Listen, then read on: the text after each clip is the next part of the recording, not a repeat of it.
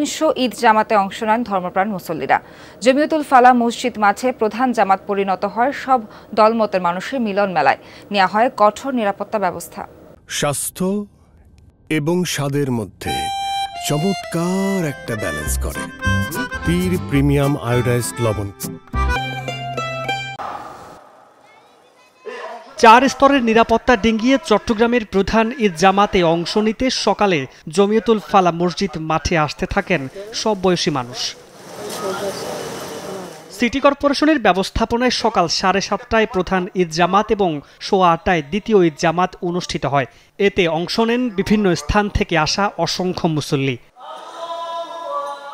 নামাজ শেষে মুনাজাতে দেশ ও জাতির মঙ্গল কামনায় দোয়া করা হয়। এরপর চলে শুভেচ্ছা বিনিময় পর্ব। ঈদ আনন্দে মেতে ওঠেন সবাই। সবাই সম্মিলিতভাবে ঈদের উদযাপন করতে পারতেছে, এটা আমাদের জন্য সবার জন্য ভালো, এবং এখন রাজনৈতিক পরিবেশও ভালো আছে, সবাই মিলেমিশে ঈদ করতেছে। আজকে বাবার সাথে পবিত্র ঈদুল আজহা নামাজ পড়তে আসছি।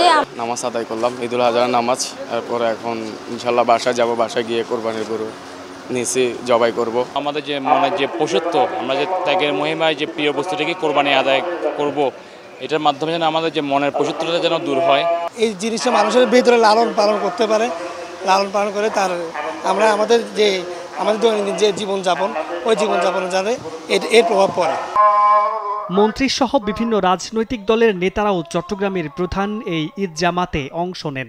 বৈশ্বিক আজকে যে অর্থনৈতিক যে চ্যালেঞ্জ, সেগুলো যাতে করে আমরা মোকাবেলা করে সাধারণ মানুষের যেই অধিকারের কথা আমরা আমাদের নির্বাচনে বলেছি, সেগুলো যাতে করে আমরা বাস্তবায়ন করতে পারি, এই জন্য আল্লাহ পাক রব্বুল আলামিনের কাছে আমরা দোয়া করেছি। চট্টগ্রাম কেন্দ্রীয় ঈদ জামাত কমিটির আয়োজনে এম এ আজিজ স্টেডিয়ামে মহানগরীর 41টি ওয়ার্ডে কাউন্সিলরদের তত্ত্বাবধানে পৃথক জামাত এবং 15 উপজেলায় আরও প্রায় 200 ঈদ জামাত অনুষ্ঠিত হয়। মামুন রশিদ অভি, যমুনা নিউজ, চট্টগ্রাম।